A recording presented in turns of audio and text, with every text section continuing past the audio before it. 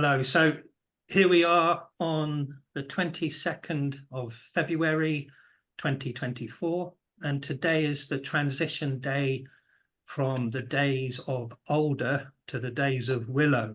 So I'm just going to bring up my PowerPoint presentation and talk us through some interesting ideas about these days.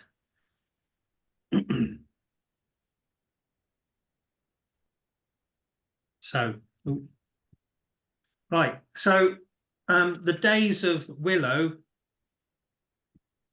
go from, where are we? The 3rd degree of Pisces to the 21st degree of Pisces, which is what we're going into now. But with this presentation, I'm going to be focusing on the star law and its relationship to a deity, Celtic deity called Manannan, god of the sea. It's also to do with the 9 maidens and the 9 muses and well maidens and water nymphs and all the rest of it. But if you go on the Owen Grove YouTube channel and look for Willow Tree Medicine 2023, we've already covered that. So I'm not going to dwell too much on the 9 maidens and the muses. I will a little bit, but I want to focus on the constellation of Pegasus the horse and also Manannan. But as we're going through these Zoom sessions, I'm introducing different concepts of star law and also treasures of the ancient world to help us make sense of Celtic gods and goddesses. So just to recap, because you can, if you've got a spare moment and you've missed them, you can go back on the 2024 videos and the topics that I introduced, it's going to be accumulating. So I don't want to repeat myself too much. So for the birch tree, I introduced the idea that the whole year is a pantheon of gods and goddesses, and by default, the 20 trees around the year, each tree represents a god and goddess. So you can look at the birch tree to get a bit of that information. With the rowan tree, I introduced the ecliptic, and the ecliptic is a circle that the sun appears to make every year. It's an optical illusion. As planet Earth goes around the sun, it makes it look like the sun is traveling around the stars. So that's the ecliptic. And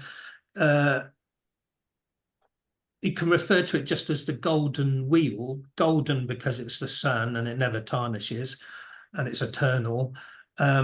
Now that golden wheel can be broken up into different ways. You can divide it into 4 solstices and equinoxes. You can divide it into the 12 signs of the zodiac, even 36 decans. And my theory is, and it's what we're exploring really, is that the Ogham divides the sun's golden wheel into 20 trees.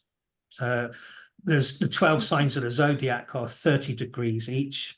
If you divide a circle by 20 trees, they're 18 degrees each. So that's the basic concept there. So birch tree, a wheel of gods and goddesses. Rowan, understanding the sun's ecliptic a little bit.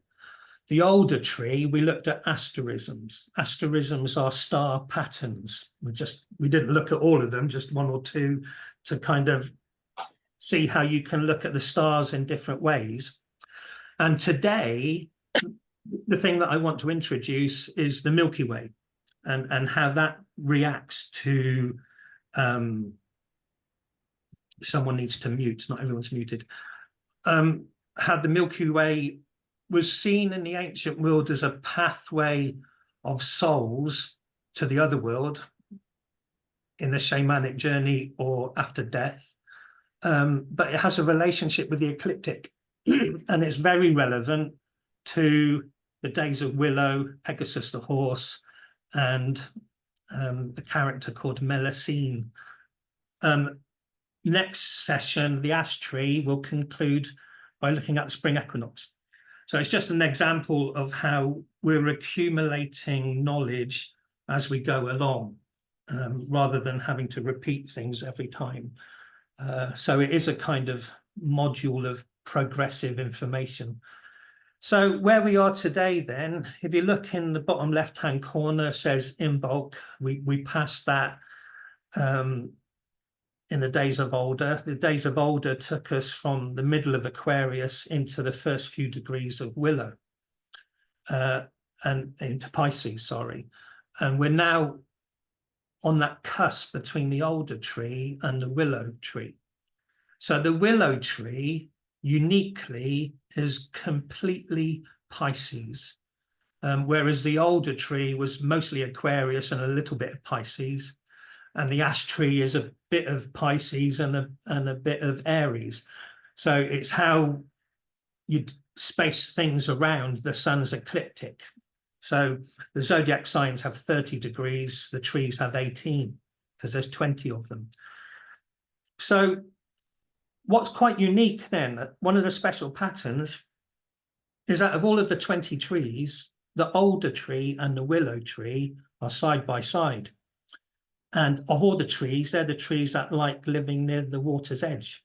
So I nicknamed this quarter, or this first ACMA, the water's edge, because it's two water-loving trees. On top of that, the constellations of this portion of the night sky are wet. You've got Capricorn, which is a goat fish, has a fish's tail. You've got Aquarius pouring water continuously. You've got Pisces, the fish, and Cetus, the whale. There's even a dolphin constellation. And Pegasus is often illustrated as a winged horse and a white horse coming out of water. But the second half of him is still under the water. He's coming out of the sea. So this whole quarter of the year is wet and watery, just like the Alder tree and the Willow tree. And what's the chances of that? It's wonderful. So Pisces corresponds with the salmon weir. In the story of Taliesin and Ceridwen, after the rites of Ceridwen, the young lad is found in a salmon weir and is named Taliesin, Radiant Brow. And in Ireland, Finn McCool gets his wisdom from the salmon. And this salmon weir and the Salmon of Wisdom goes back to the source of sacred water, waters of life, waters of inspiration, waters of healing. And it's intimately connected with the cauldron of the inner world, your inner cauldron, which is kept warm by the breath of 9 maidens. There's a Welsh bardic tradition about it. So some of the star lore of Pegasus and the 9 muses is going to make sense to the Willow tree and the 9 maidens. But like I say, look back at the video from the Willow tree for 2023 that covers the 9 maidens in more detail. So I'm just skimming through and looking at patterns. So one of the important patterns with the Ogham is wherever the sun is, a corresponding full moon is directly opposite. The full moon is always opposite wherever the sun is. So if the sun's in Pisces, a full moon is going to be in Virgo. Thereby, if the sun is in Willow, the full moon is going to be in Blackthorn. And on Saturday, 2 days from now, it's a full moon. So this is a Blackthorn full moon coming up. If you're wanting to do moon magic with the Ogham, you know. So when the sun's in Willow and it's a new moon, the moon is also in Willow. They're together. And if it's a full moon, it's directly opposite. So you can kind of figure things out that way. So this polarity then between Willow and Blackthorn has star lore of itself. So this is a diagram of the opposite side of the night sky to Pisces and Willow is the Blackthorn. So directly opposite the days of Willow, the days of Blackthorn are the mother goddess aspect of the triple goddess of Virgo, you know, and her main symbol, apart from her own constellation, Virgo, is Corvus the crow. And there's lore there with Cerridwen's cauldron and her son Morvran and so on. But you've got this triple goddess directly opposite Willow. Another way of looking at it is on Saturday when we're at the full moon. This is what the full moon is reflecting back to that position of Willow on Saturday. So Saturday is facing the Virgo triple goddess. Here's another pattern, is that Pisces and Virgo create the heavenly mermaid, known as Melusine in medieval French romances. Half of her is Virgo the maiden, half of her is the fish. But here's a thing that I want to draw your attention to then, because it's going to be hopefully an aha moment. This introduces us to the Milky Way. So the circumference of this circle is the sun's ecliptic, the optical illusion of the sun traveling around the stars. But that's one circle. Going off at an oblique angle, the Milky Way appears to circle around the ecliptic. So on the right-hand side, you can see the arrow of Sagittarius, and coming over to the left towards Gemini is the Milky Way, kind of crosses over like this. Now, it'll make more sense in a minute. The Virgo part of the heavenly mermaid is with Corvus the crow and Crater the cauldron, but she's at the lowest part of the Milky Way. Pisces the fish is like a whale's tail coming out of the sea, flapping around, is at the higher part of the Milky Way. Take a moment to look at this then.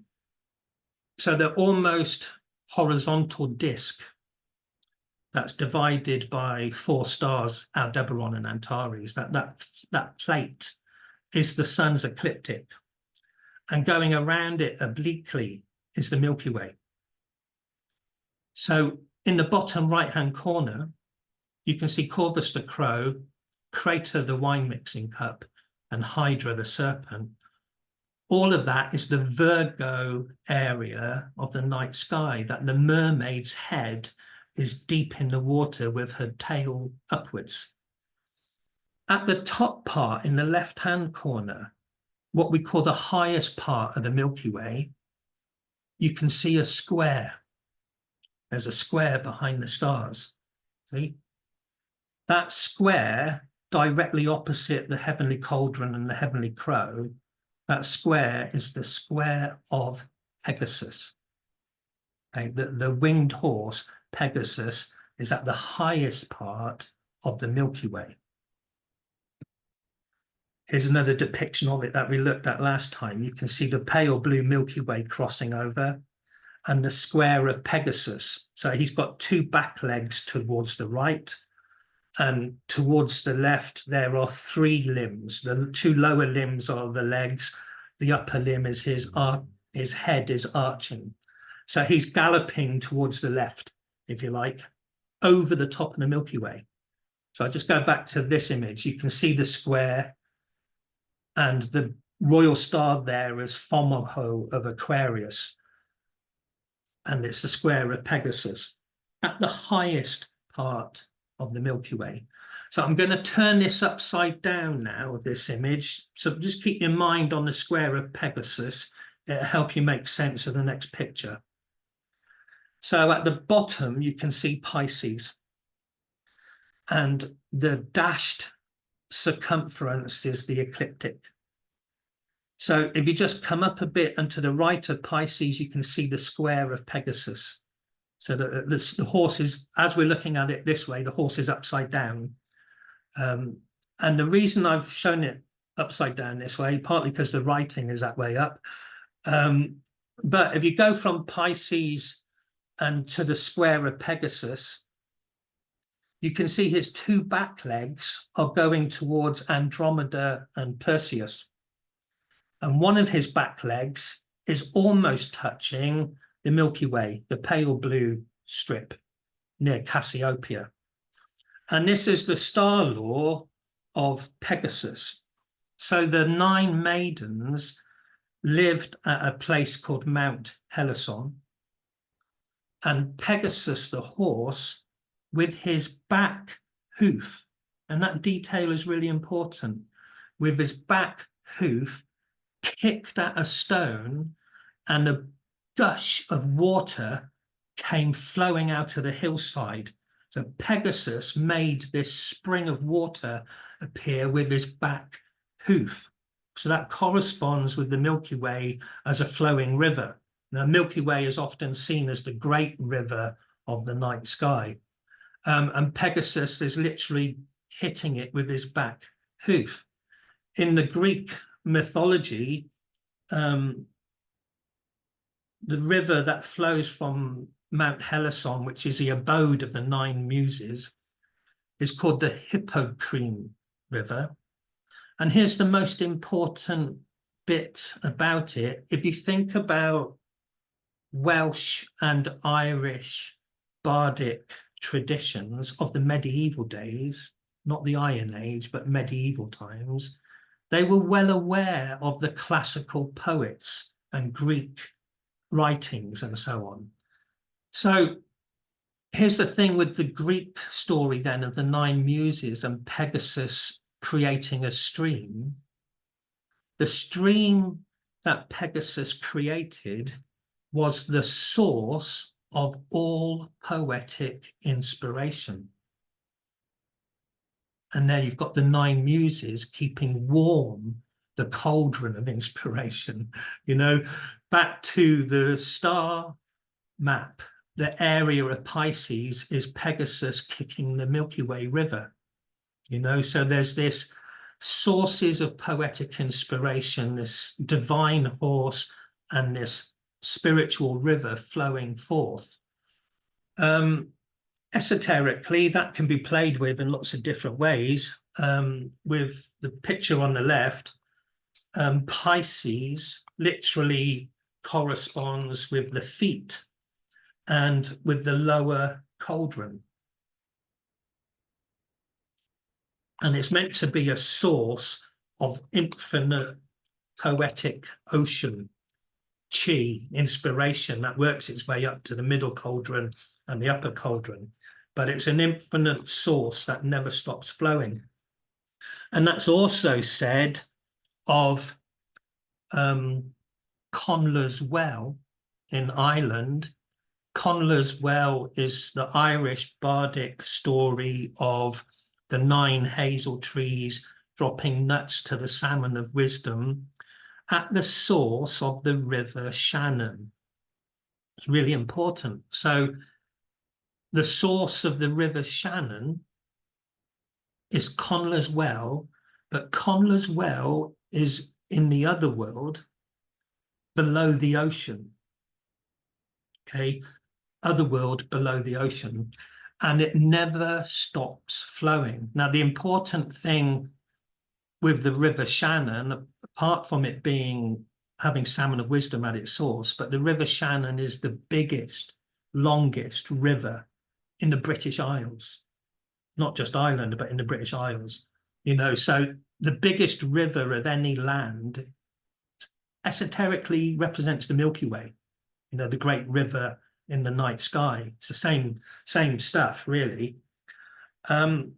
So before I move on, and I forgot to say, when I was talking about signs of the zodiac representing gods and goddesses, we're kind of looking at that and bringing it into our studies to try and figure out Celtic, which Celtic gods and goddesses would correspond with different times of the year.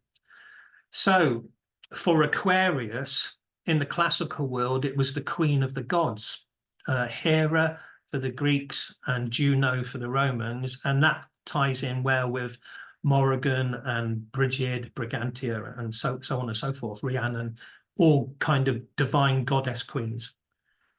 In Pisces, which is where we're at now, it's a different deity. So in the classical world, the deity that corresponded or governed Pisces was the god of the sea.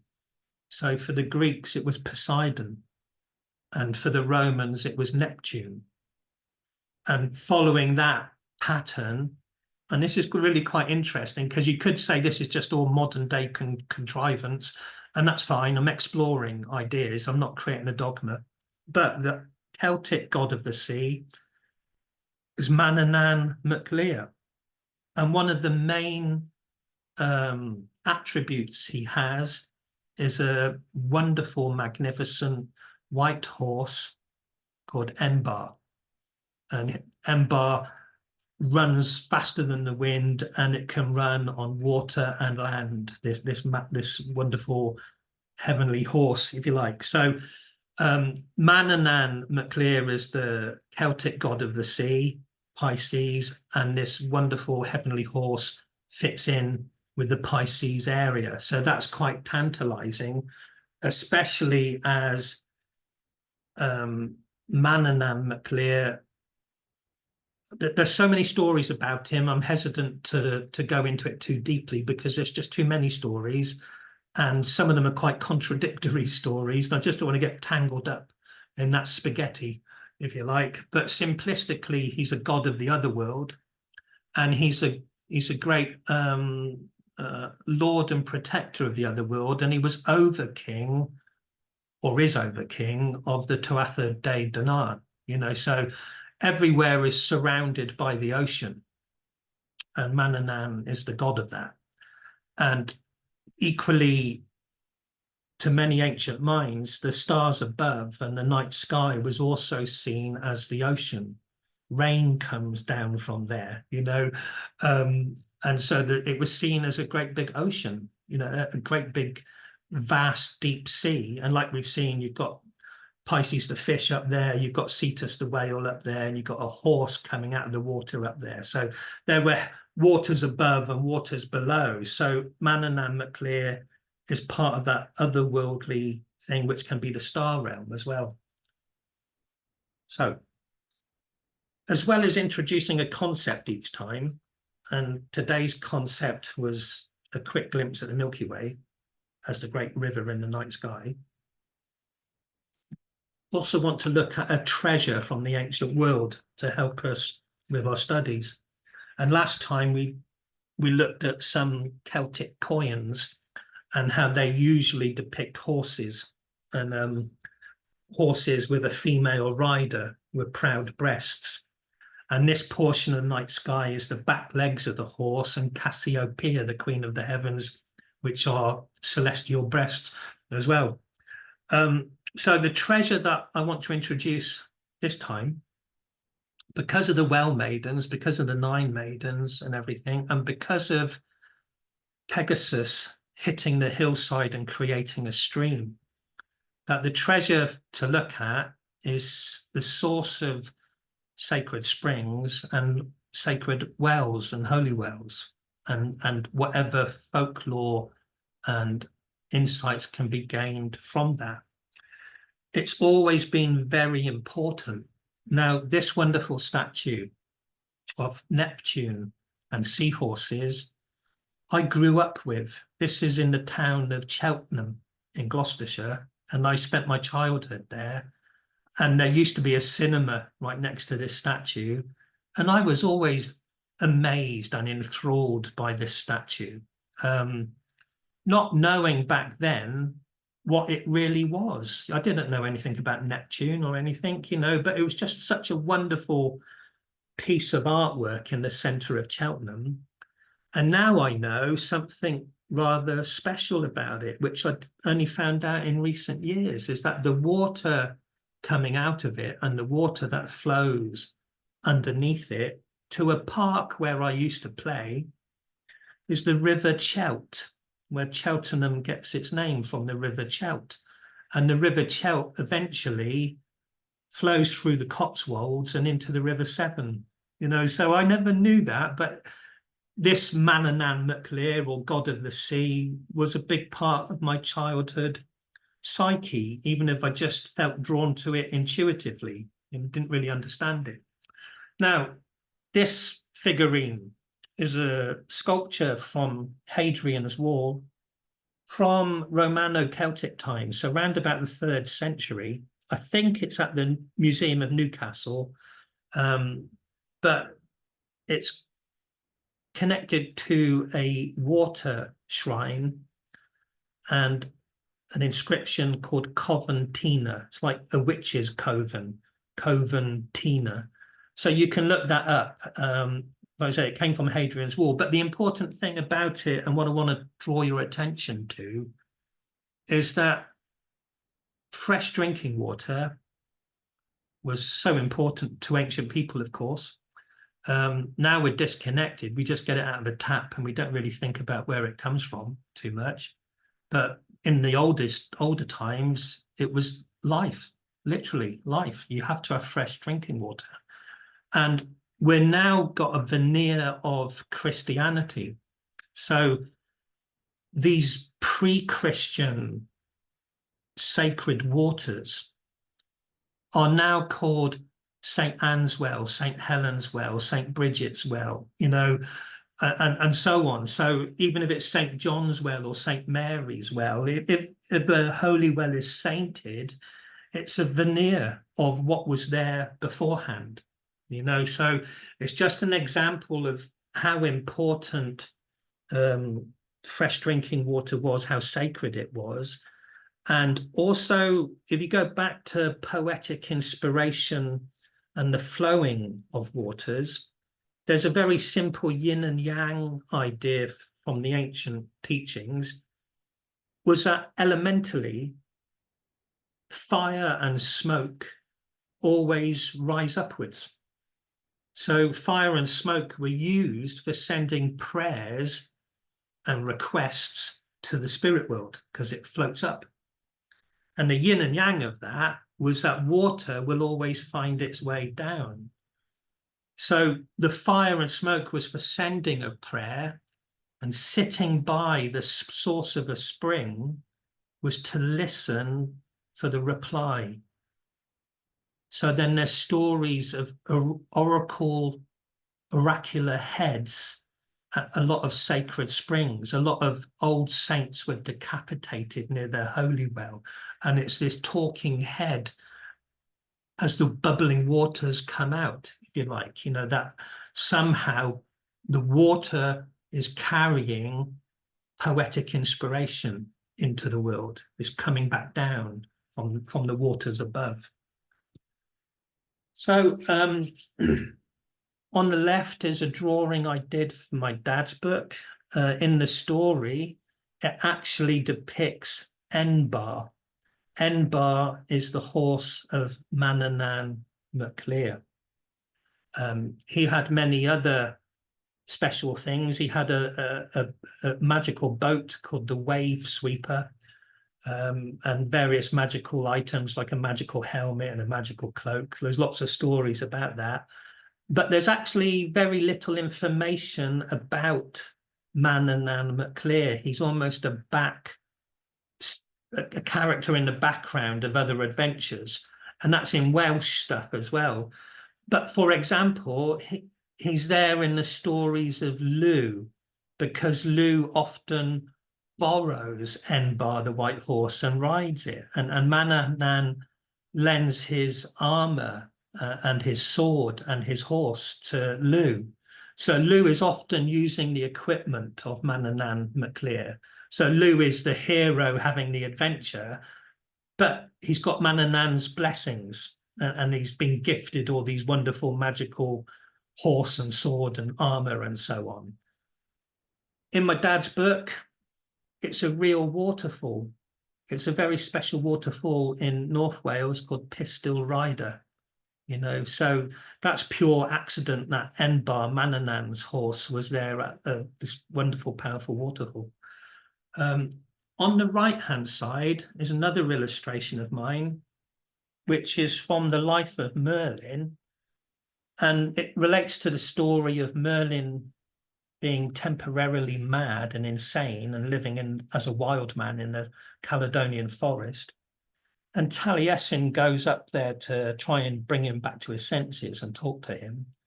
And whilst they're talking, a spring erupts from the ground right next to them.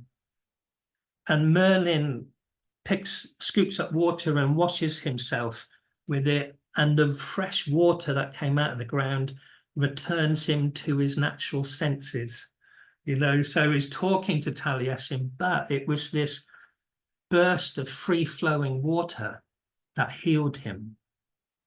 That waters of inspiration that come forth out of the ground. And elsewhere in the stories of Merlin, there's a wonderful story of him bringing the giant's circle, i.e. Stonehenge, from Ireland to England. It's a story, but his justification for doing it, he tries to explain why it's needed in Salisbury to King Aurelius, and it's to heal people. And the interesting thing is that to use those stones to heal people, Merlin says in the story that waters have to be poured over these stones. And the waters that are poured over these stones, when gathered, will heal your soldiers, will heal your people. Again, it's waters of healing. Really interesting. So in Merlin's stories, there's him getting rid of his insanity with fresh water, waters of healing, and his own name, Mer, M-E-R, is the sea, and Llyn is lake. So his name means sea lake, Merlin. That's what it means. And of course, the sword comes from the Lady of the Lake and all of that sort of stuff, So there's all this water magic with Merlin. It's quite interesting. So some things happen organically. I was going to say by chance or organically, but I did this book cover for my friend Gary Biltcliffe and Caroline Hoare a few years ago now.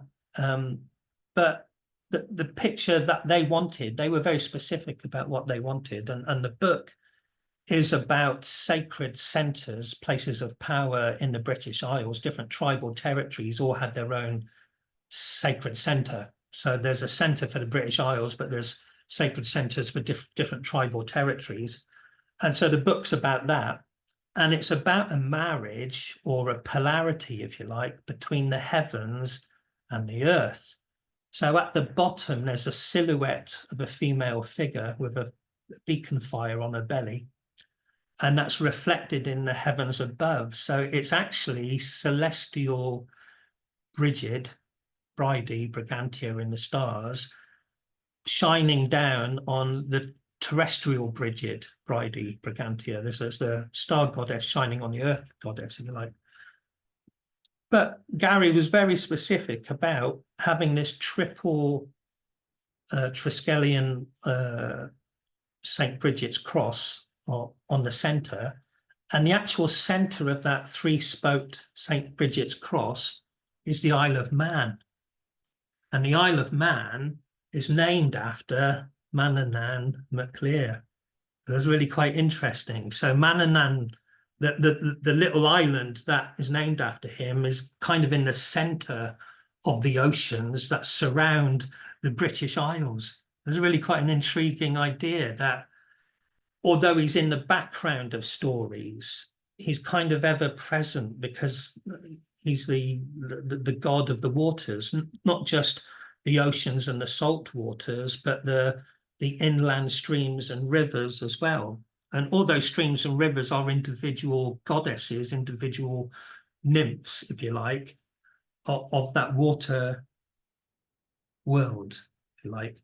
So just very quickly then, to wrap it up, in Irish, there's Manannan MacLear, and there's plenty of stories about him and his white horse and his magical artifacts and so on. And in Welsh, there's Manawydan fab Lir. They're obviously the same character. There's just a regional difference in their pronunciation. Now, Manawydan fab Lir in the Welsh lore is the father of Branwen and Bran. The sibling. Manawyddan is the brother of Bran and Branwen, and Lear is the father of them all. So Lear is the sea. So Manannan MacLear just means Manannan, the son of the sea, and he's the water deity. And the Welsh equivalent is Manawyddan fab Lear. And after the story of Bran and Branwen, Manawyddan marries the goddess Rhiannon, the horse goddess. Interesting things. But so the story of the older tree and Bran and Branwen and Bridget and her water poetic inspiration, all of these themes relate to this first Acma. It's really quite interesting. And it's all part of the watery area of the Owen Grove. If you can put your microphones back on. Yeah. It's just wonderful how the stars are singing that, and that Pisces is Neptune, is Poseidon, is Manannan, and there's this horse in the wet part of that night sky, but also the horse is at the highest part of the Milky Way. There was something that came to mind when you had the picture, your beautiful drawing of the Milky Way and the ecliptic. Yeah. And you have the little drawing of the serpents, don't you? And the crater and the crow at the bottom, and the square of Pegasus. Well, years ago, when I was researching into the Medusa and the Gorgons, the earliest meaning of those names linked to the sea and wide ranging. And in the story, I'm pretty classical tales, I'm sure that Pegasus is actually born when Perseus kills Medusa and he flows out of her head. Yes, that's right. And that when I just saw that image with the serpents down there, and you think of the snakes, and she's in the Medusa's hair. So that serpent constellation is a really big one, and it goes from Cancer to Libra, and it's Hydra, the water serpent. And Hydra, the water serpent, protects the golden apples in the gardens of Hesperides and stuff, you know. So Manannan, being god of the oceans, he has a magical cloak, which is also the veil between this world and the other world islands. So, you know, if you want to go to Avalon or other mysterious other world realms, you have to go through the cloak of Manannan MacLear. Somehow it's across the sea, you know, like the elves going to the Grey Havens. It's yeah. It seems at the moment we've had so much rain this week. We had days of rain that I went up quickly to the viewpoint to look out across the levels, and we've now got a great river of water running all the way around Glastonbury. In 30 years, I've never seen so much water. So for this full moon, yes, it's almost as if the water has risen and is circling Hart Lake, blends into Godney Sea, all the way around. I didn't get to the side of the Tor, but Buckley Road was closed today, so that'll be flooded. I'll have a look tomorrow. And then on Monday evening, we had a water main outside the back door. Victorian water pipe burst a leak because they were digging foundations. And so for 24 hours, we had a fountain of water emerge. And they go on. The amazing thing is that now they've repaired it all, is that the energy at the back feels completely cleared. Oh, that's great. And it was always a bit boggy there, and it's just been woof. So I think it's going to be an interesting full moon, and with all these themes weaving through, they seem to link. I wonder if Pegasus kicked your Victorian spout. It could do, yes. That's it.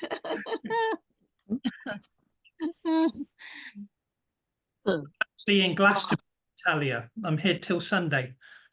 Are you? Yes. Yeah. Oh, well, right. Well, if you've Catch got up on Saturday or Sunday, maybe. Yeah, that would be good. Yes, I haven't actually got anything planned, so that would be a good time to catch up. That'd be great, actually. Yeah. Oh, so you're probably only just round the corner. So... I'm at the Globe painting a mural.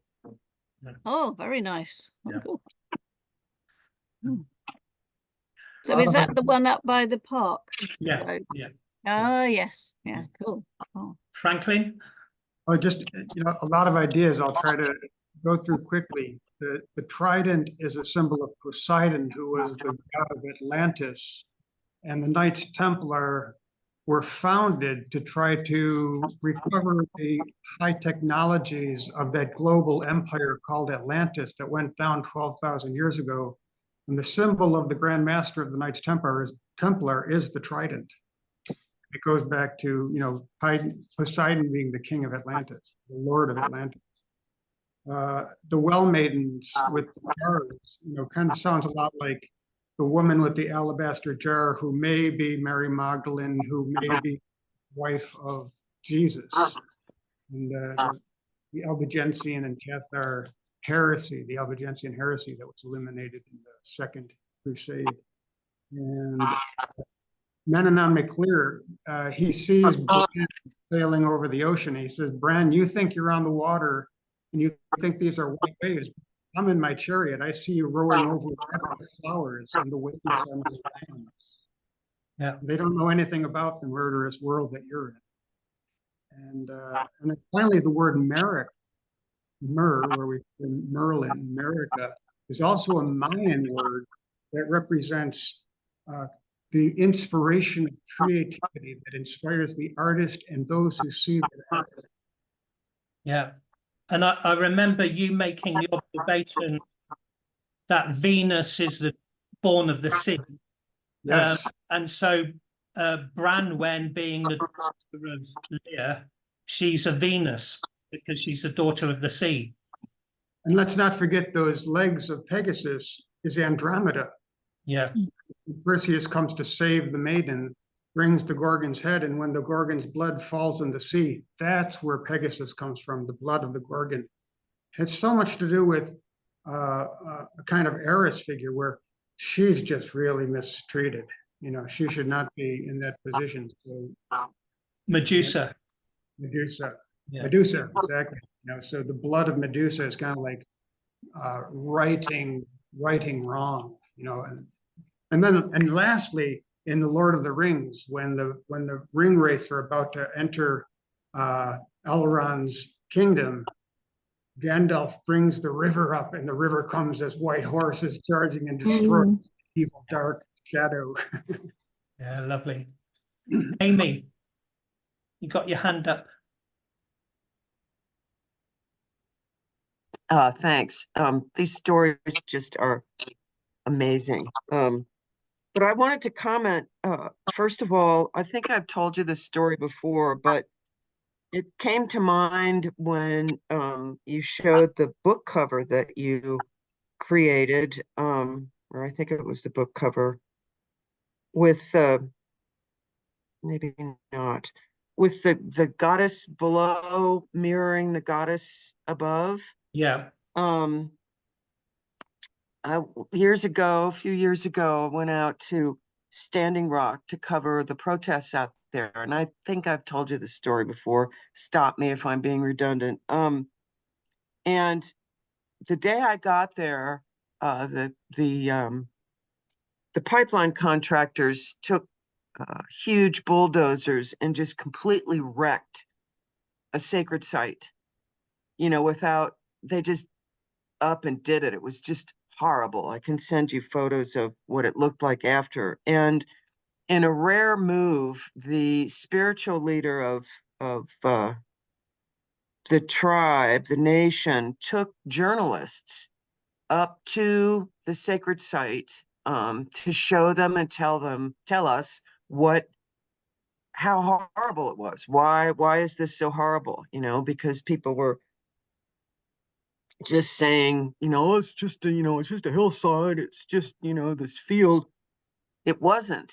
And so what I understood, I was so starstruck, no pun intended, and so in awe of the fact that these traditional Indians, Native Americans, were letting journalists onto a sacred site that it was hard for me to sort of collect myself. I mean, I recorded what he had to say, but basically he said that this site, gosh, it's so hard for me to wrap my head around it.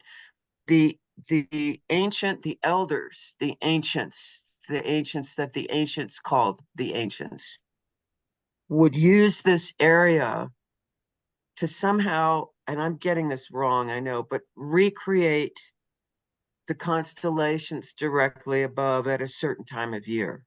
Yeah. And so when you talk about, and so that magic was there, that's all I got. And, you know, I was just gobsmacked, as we say, and just started crying because you know, that to me is what you're talking about a little bit. Yeah. And it was so huge to me. It was so huge of a concept to me. So anyway, I just wanted to share that. No, it's Also, yeah. oh, go ahead. I was just going to go off on a little bit of a tangent, but there is no good time to say what I want to say, that because there's no place in the wheel of the year to say it. But the basic idea with Gary's book, The Power of Center, was that a recurring personification at the center points of different places was Brigid Brigantia.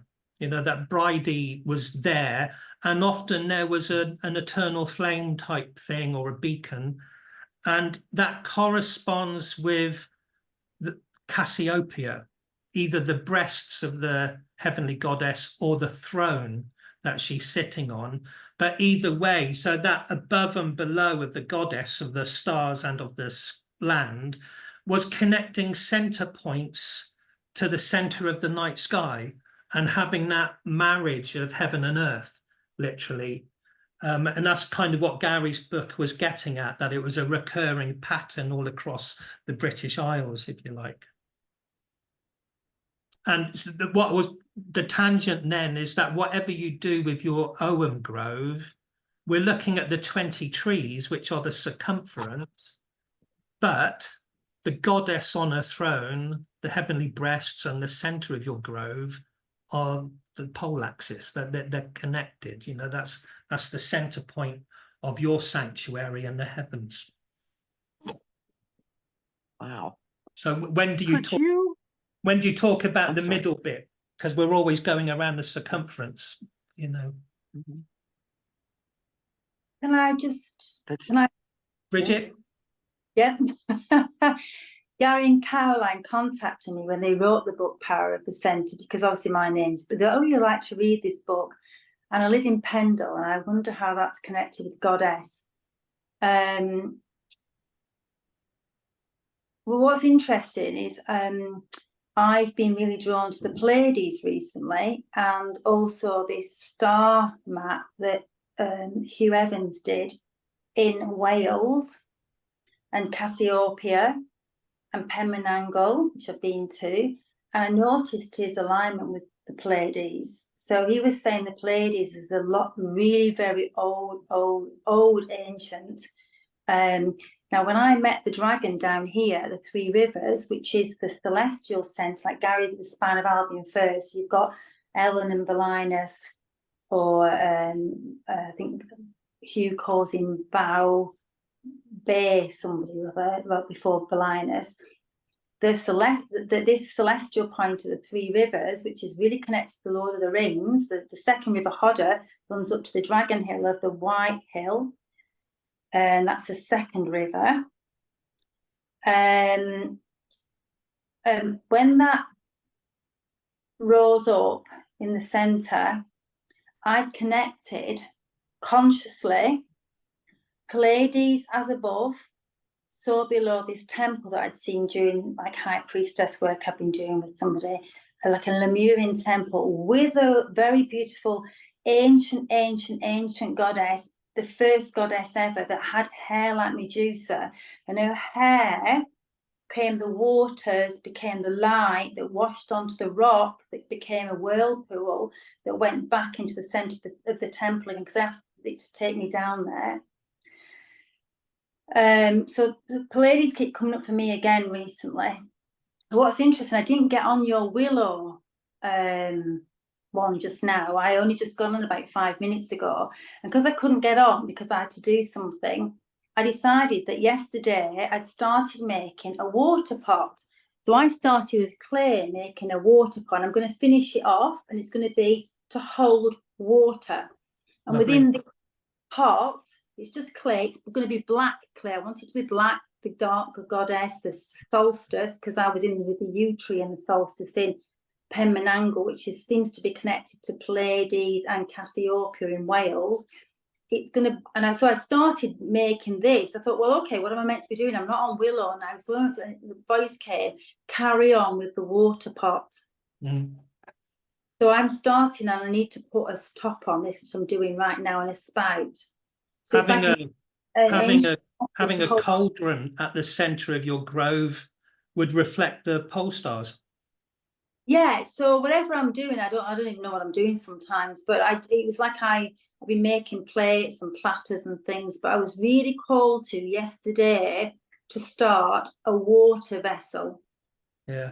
And then today I couldn't get on your thing, so I just ended up, I've got black on my hands from the clay. I ended up thinking, okay, I'm not on the Willow, but we're going from birch, rowan, alder. I'm seeing that as triple goddess, especially rowan and alder, because I feel that rowan and alder are still holding the goddess of Bridget. Somehow those two are, and we're then going into the waters, fire and water. It's kind of those two elements are quite important, fire and water. We go into water now. Bridget, let me stop you there. Franklin just put something about the Pleiades relating to bees, and we'd already connected the willow tree in volume 4 of the code with honey and bee making and stuff. So Franklin, what were you saying about the Pleiades and bees? It was very personal. I was in Tulum in 2005 and I went through a cosmic portal and the sun was conjunct the Pleiades, the full moon was conjunct the galactic center. And I had a vision and I went up to the Pleiades and I saw them and they were paradise islands, and I went down to the galactic center. It was the house of the dead and of shadows. And as I returned, when I came back from this meditation vision back onto the beach, it was the buzzing of bees. Pleiades, Pleiades, Pleiades, Pleiades, Pleiades. Yeah. And actually, if you put your thumbs into your ears and make the sound, it reprograms everything back to source. That sound of. But also in one of the mysteries, classical mysteries, there's the mystery of the bull-begotten bees that are born out of it. You know, it was believed that if you buried a carcass, a bull, in the earth, out of its horns came the bees of resurrection. And so if you think of where the Pleiades are, and Taurus the bull, and Olivia Robinson in the Fellowship of Isis did a whole play about the sort of mystery of Hathor and the bees, and that. So there's a whole mystery thing there that you tapped into. And also, of course, Brahmari, which is the hummingbee breath. Yeah. Well, there's also the story of Ferdinand the bull who sat on a bee. Remember Ferdinand? What's the story? It's a kid's story. Yeah, it's a kid's story. It's a beautiful story. He sat on a bee for whatever that's. Andy remembers. I do. He was a peaceful bull that did not want to fight in the bull ring, and they saw him after he was on a bee and thought he was the roaringest, hugest bull ever that was going to really bring good luck to this guy who was going to be the bullfighter. Anyway, it is a beautiful story. It ends up very well, and with flowers and bees and peace, and under a tree on a hill. He ends up under a tree on a hill. Ha. Mhm. And that whole story about go and tell the bees, any of the families or Mm. beekeeper especially, go and tell the bees all the deaths and the births, the Melissa, you know, they must know or they'll leave you their hives for you. So I that's think very last year's video on the willow tree for 2023, we talked about honey and bees quite a lot. Yes. Rosemary has hives, and yeah, and the willow is the willow the first tree to give nectar, I think, for the bee making, friend of bees, all that sort of law. Time's Yeah. pressing again, so we've got to do our meditation. So if you mute your Okay. microphone, then I'll stop recording.